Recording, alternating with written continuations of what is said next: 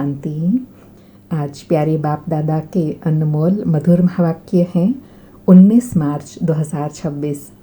आज की मुरली के सार में विशेष बाप दादा समान बनने के लिए कहा कि बाबा ने हमेशा समझाया है कि सदैव समझो शिव बाबा और ब्रह्मा दादा दोनों इकट्ठे हैं।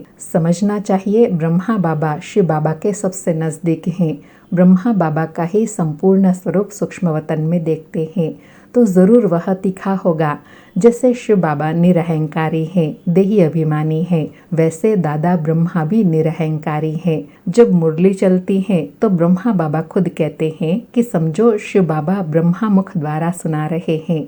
तो शिव बाबा कहे ब्रह्मा भी ज़रूर सुनता होगा। यह ना सुने और ना सुनाए तो ऊंच पद कैसे पाएंगे। परंतु ब्रह्मा बाबा अपना देह अभिमान छोड़ कहते हैं कि हमेशा ऐसे समझो शिव बाबा मुरली सुनाते हैं, हम पुरुषार्थ करते रहते हैं। और पुरुषार्थ के लिए विशेष एग्जाम्पल देते हुए कहा कि तुम कुमार कुमारियाँ मम्मा को फॉलो करो, गृहस्थियों को बाबा को फॉलो करना चाहिए। मुख्य जो बाप ने याद की यात्रा सिखलाई है उसमें तत्पर रहना है और साथ में याद की यात्रा और ज्ञान मुरली दोनों का बैलेंस रखने के लिए कहा कि पढ़ाई भी रोज़ पढ़नी है और याद की यात्रा में भी रहना है। और सारे ज्ञान का सार समझाते कहा कि मूल बात है देही अभिमानी हो, बाप को याद करते रहो और चक्र को याद करते रहो, किसी को दुख ना दो, सबको यही समझाते रहे बाप को याद करो। यह है याद की यात्रा। और याद से प्राप्ति बताई कि बाप कहते हैं जितना तुम याद करेंगे उतना खुशी का पारा चढ़ेगा, वर्षा याद रहेगा। जितना बाप को याद करेंगे उतना हर्षित भी रहेंगे। बाप को याद न करने से मूंझते हैं, गुटखा खाते रहते हैं। तो बाबा कहे जैसे आशिक माशुक का मिसाल है, चलते फिरते काम करते हुए वह उनको याद करते रहते हैं। ऐसे बाबा कहे तुम बच्चों को भी सच्चा आशिक बन एक माशुक बाप को चलते फिरते याद करना है। सुनते हैं प्यारे बाप दादा के अनमोल मधुर महावाक्य। आज बाबा कहे मीठे बच्चे, जैसे बाप दादा दोनों निरहंकारी हैं, देही अभिमानी हैं, ऐसे फॉलो फादर तो सदा उन्नति होती रहेंगी।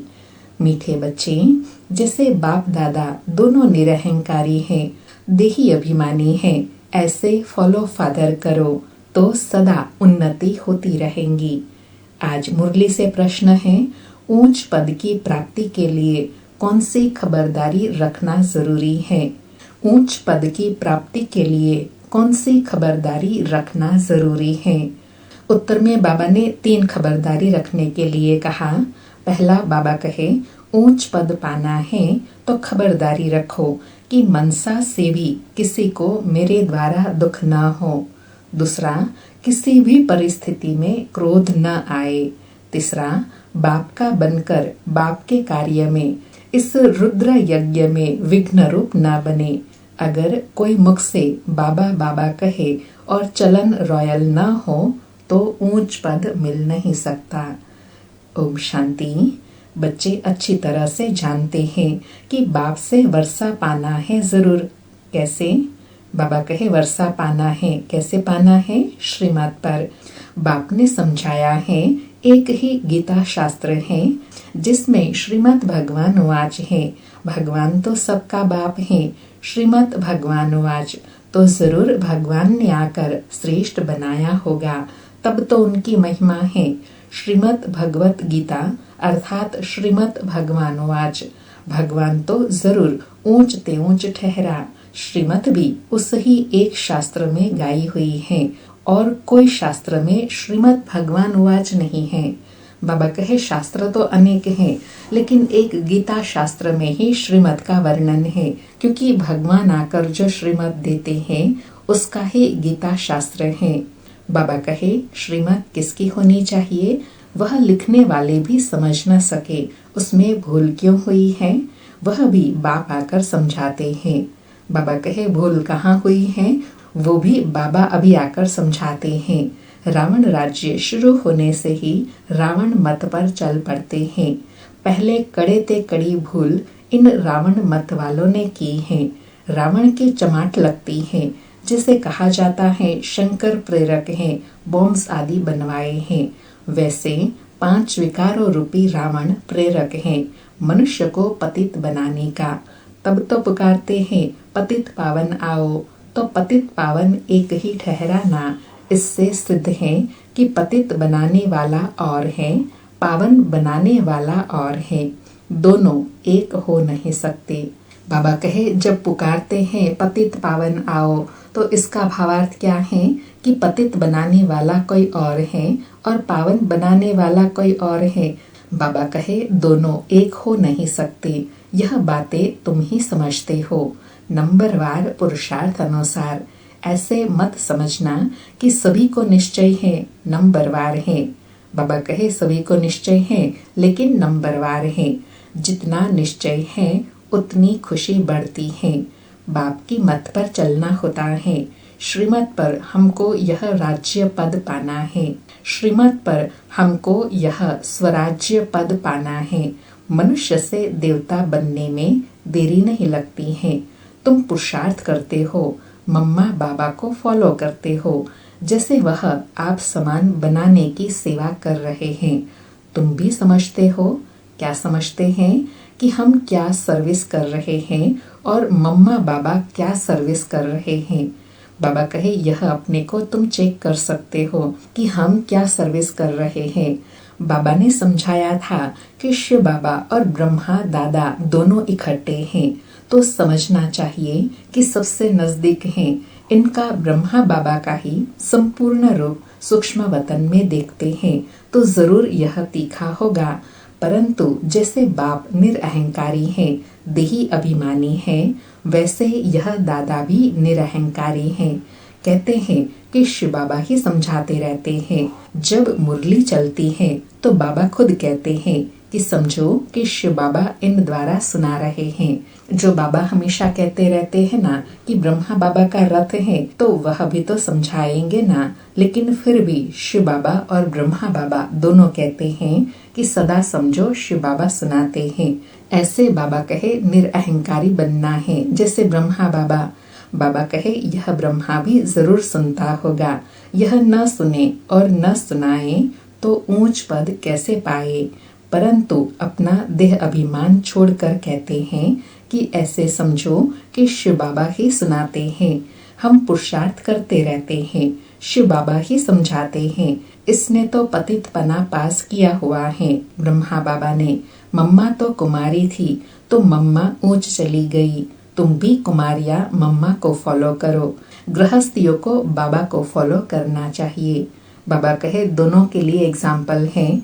गृहस्थी के लिए ब्रह्मा बाबा का एग्जाम्पल है और कुमार कुमारियों के लिए मम्मा एग्जाम्पल है। बाबा कहे हर एक को समझना है कि मैं पतित हूँ, मुझे पावन बनना है। मुख्य बात बाप ने याद की यात्रा सिखलाई है।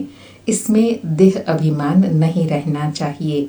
अच्छा, कोई मुरली नहीं सुना सकता है तो याद की यात्रा पर रहो। यात्रा पर रहने से मुरली चला सकते हैं। बाबा कहे अगर नहीं भी चला सकते हैं ना, तो याद की यात्रा में रहने से मुरली सुनाना भी सीख जाएंगे। बाबा कहे परंतु यात्रा भूल जाते हैं तो भी हर्जा नहीं, मुरली चलाकर फिर यात्रा पर लग जाओ, क्योंकि यह वाणी से परे वानप्रस्थ अवस्था है। मूल बात है देही अभिमानी हो, बाप को याद करते रहो और चक्र को याद करते रहो। किसी को भी दुख न दे, यही समझाते रहे। बाप को याद करो, यह है यात्रा। बाबा कहे और कुछ नहीं कर सकते हैं तो मूल बात है देही अभिमानी हो, एक बाप को याद करो, चक्र को याद करो, किसी को दुख नहीं दो और दूसरों को भी बाबा की याद दिलाओ। बाबा कहे मनुष्य जब मरते हैं तो कहते हैं स्वर्ग पधारा। अज्ञान काल में कोई स्वर्ग को याद नहीं करते हैं। स्वर्ग को याद करना माना यहाँ से मरना। बाबा कहे ऐसे तो कोई याद नहीं करते। अभी तुम बच्चे जानते हो हमको वापस जाना है। बाप कहते हैं जितना तुम याद करेंगे उतना खुशी का पारा चढ़ेगा, वर्षा याद रहेगा। जितना बाप को याद करेंगे उतना हर्षित भी रहेंगे। बाप को याद न करने से मूंझते हैं, गुटखा खाते रहते हैं, तुम इतना समय याद नहीं कर सकते। बाबा ने आशिक माशिक का मिसाल दिया है।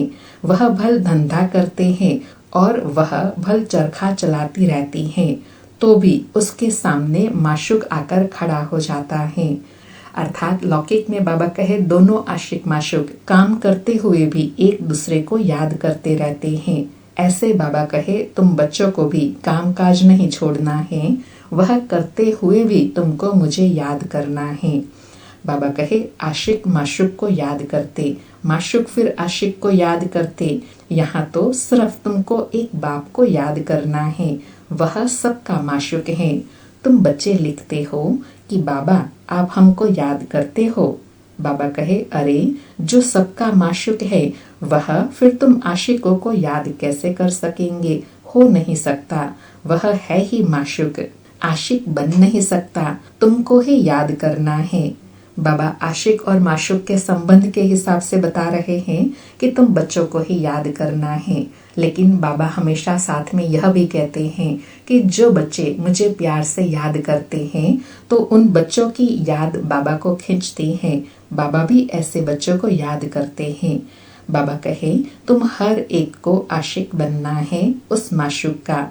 अगर वह आशिक बने तो कितने को याद करे, यह तो हो नहीं सकता। कहता है कि मेरे ऊपर पापों का बोझा थोड़े ही है जो किसी को याद करूं, तुम्हारे ऊपर बोझ है। बाप को याद नहीं करेंगे तो पापों का बोझा नहीं उतरेगा। बाबा कहे यह याद पापों का बोझा उतारने के लिए है, इसलिए तुम बच्चों को मुझे याद करना है। बाबा कहे बाकी मुझे क्यों किसी को याद करना पड़े, याद करना है तुम आत्माओं को। जितना याद करेंगे उतना पुण्य आत्मा बनेंगे, पाप कटते जाएंगे। मंजिल बड़ी है, देही अभिमानी बनने में ही मेहनत है। यह नॉलेज सारी तुमको मिल रही है। तुम त्रिकालदर्शी बने हो, नंबरवार पुरुषार्थ अनुसार। सारा चक्र तुम्हारी बुद्धि में रहना चाहिए। बाप समझाते हैं, क्या समझाते हैं? तुम लाइट हाउस हो ना, हर एक को रास्ता बताने वाले हो, शांति धाम और सुख धाम का। यह सब नई बातें तुम सुनते हो, जानते हो कि बरोबर हम आत्माएं शांति धाम के रहवासी हैं, यहाँ पार्ट बजाने आते हैं, हम एक्टर हैं। यही चिंतन बुद्धि में चलता रहे तो मस्ती चढ़ जाए। इसलिए कहते हैं ना, अपनी घोड़ तो नशा चढ़े। ऐसे अपना चिंतन करते रहेंगे तो खुशी का पारा चढ़ा रहेगा, ज्ञान की मस्ती चढ़ी रहेंगी। बाबा कहे बाप ने समझाया है, आदि से लेकर अंत तक तुम्हारा पार्ट है। अभी कर्मातीत अवस्था में जरूर जाना है, फिर गोल्डन एज में आना है। इस धुन में रहते अपना कल्याण करना है, सिर्फ पंडित नहीं बनना है। दूसरे को सिखाते रहेंगे, खुद उस अवस्था में नहीं रहेंगे तो असर पड़ेगा नहीं। बाबा कहे प्रभाव किसका पड़ेगा? जो खुद धारणा करके फिर दूसरों को कहेंगे, उसका ही प्रभाव पड़ता है। बाबा कहे अपना भी पुरुषार्थ करना है। बाप ब्रह्मा भी बताते हैं कि हम भी याद करने की कोशिश करता हूँ। कभी माया का तूफान ऐसा आता है जो बुद्धि का योग तोड़ देते हैं।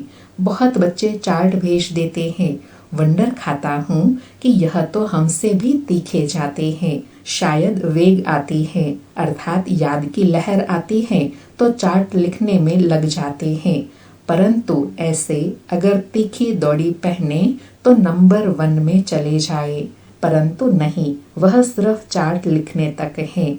ऐसे नहीं लिखते कि बाबा इतनों को आप समान बनाया और वह भी लिखे बाबा हमको इसने रास्ता बताया है, ऐसा समाचार नहीं आता है।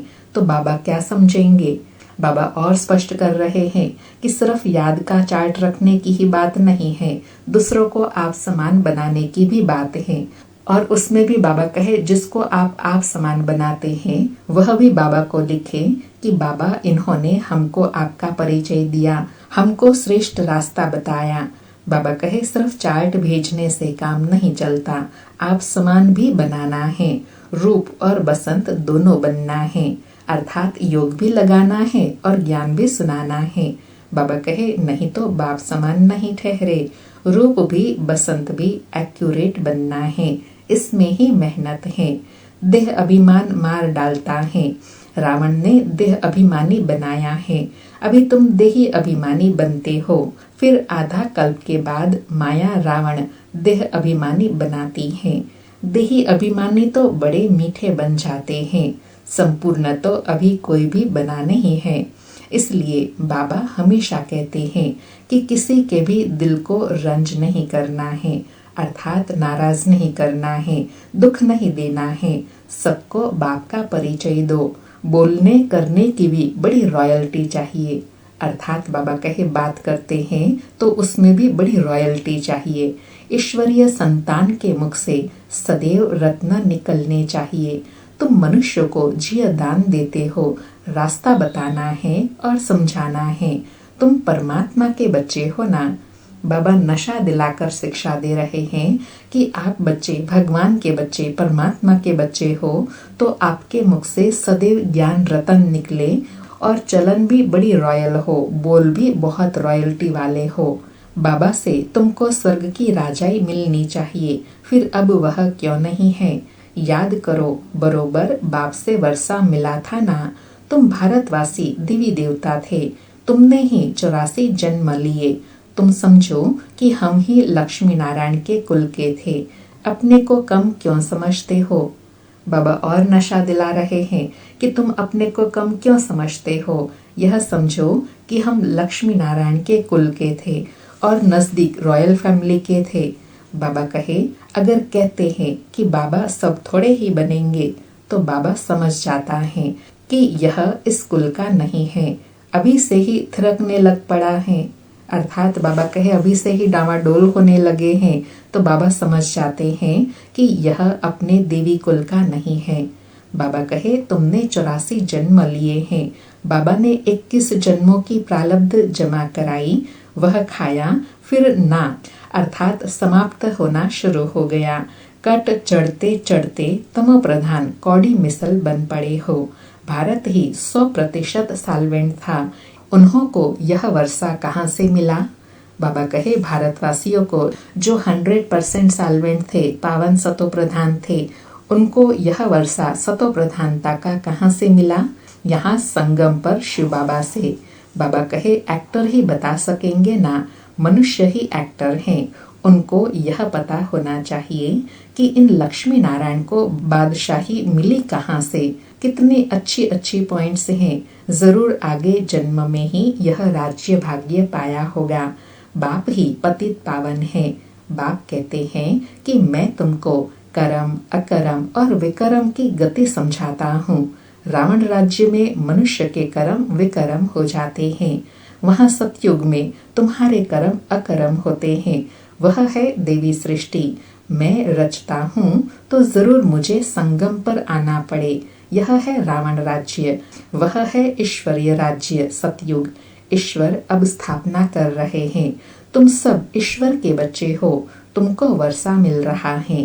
भारतवासी ही साल्वेंट थे, अब इंसाल्वेंट बन गए हैं। यह बना बनाया ड्रामा है, इसमें फर्क नहीं हो सकता। सबका जाड़ अपना अपना है, वैरायटी जाड़ है ना, अर्थात वैरायटी धर्मों का वैरायटी जाड़ है ना। जाड़ एक है लेकिन वैरायटी शाखाएं हैं। बाबा कहे देवता धर्म वाले ही फिर देवता धर्म में आएंगे। क्रिश्चियन धर्म वाले अपने धर्म में खुश हैं, औरों को भी अपने धर्म में खींच लिया है। भारतवासी अपने धर्म को भूलने के कारण वह अच्छा समझ चले जाते हैं। विलायत में नौकरी के लिए कितने जाते हैं, क्योंकि वहाँ कमाई बहुत है। ड्रामा बड़ा वंडरफुल बना हुआ है, इसको समझने की बुद्धि अच्छी चाहिए। बाबा कहे ड्रामा को समझने के लिए बुद्धि अच्छी चाहिए। जो कन्वर्ट हुए हैं वह फिर वापस आएंगे। बाबा कहे विचार सागर मंथन करने से सब कुछ समझ में आ जाता है। यह बना बनाया अनादि ड्रामा है, तो तुम बच्चों को आप समान सदा सुखी बनाना है।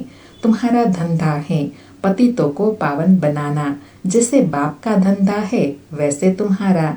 बाबा कहे तुम बच्चों को आप समान सुखी बनने का दूसरों को रास्ता बताना है, और दूसरा जो बाबा का धंधा है वही धंधा करना है।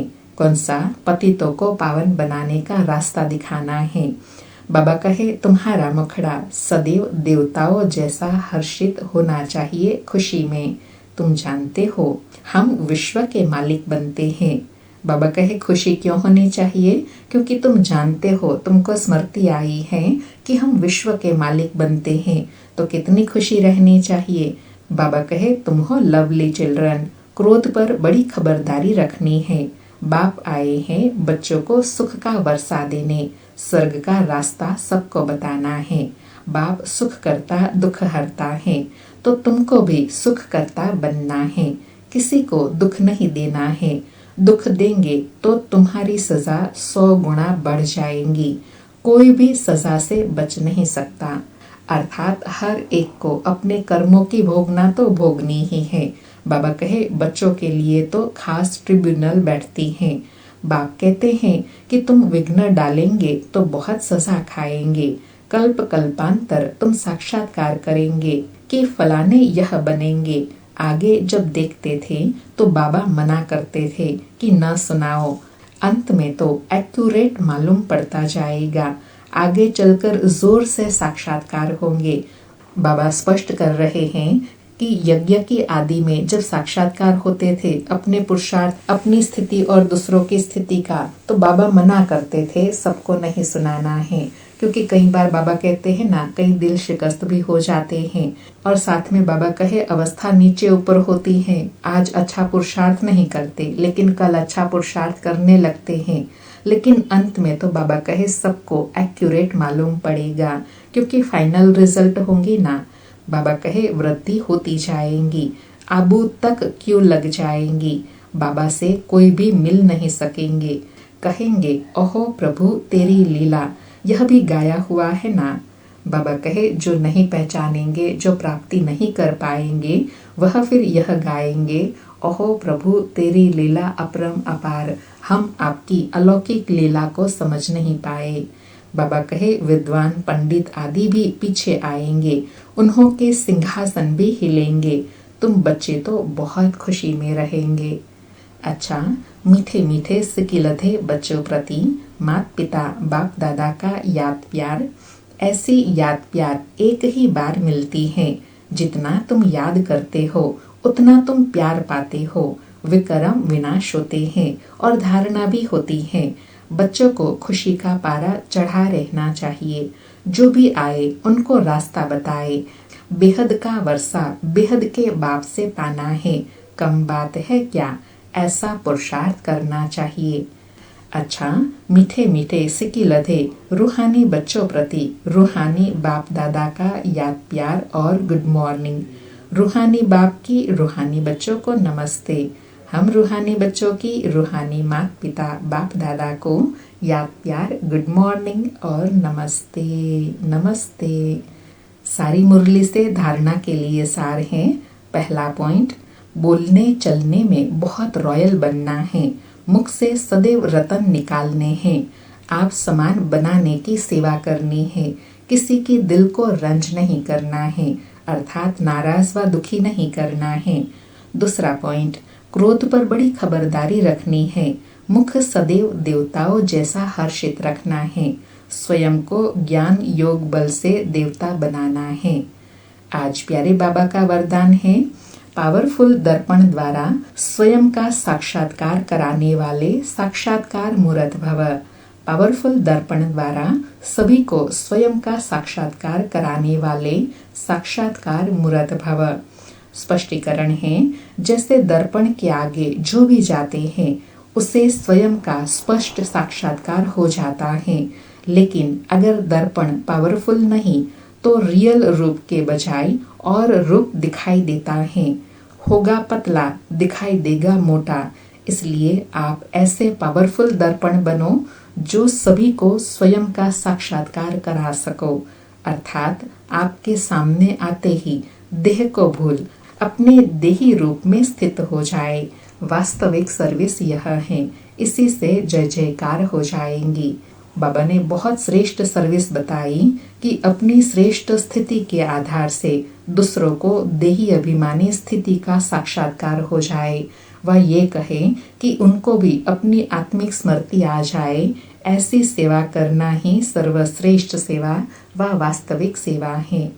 आज का स्लोगन है, शिक्षाओं को स्वरूप में लाने वाले ही ज्ञान स्वरूप प्रेम स्वरूप आत्मा है।